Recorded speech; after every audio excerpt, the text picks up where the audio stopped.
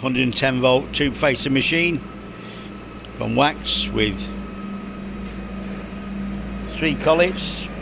We've got a quarter, a 3/8 and one that's actually fitted in the actual hand tool there. 110 volt variable speed, quick function test.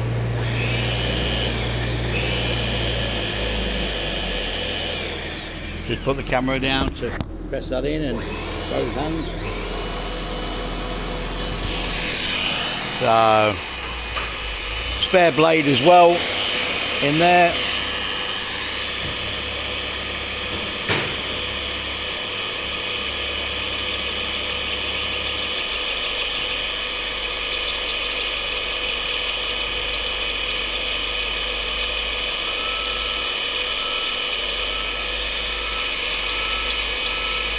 More details available on this and other machines on Westermans.com.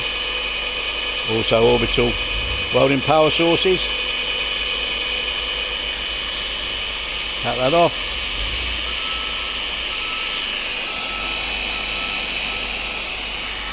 Thank you.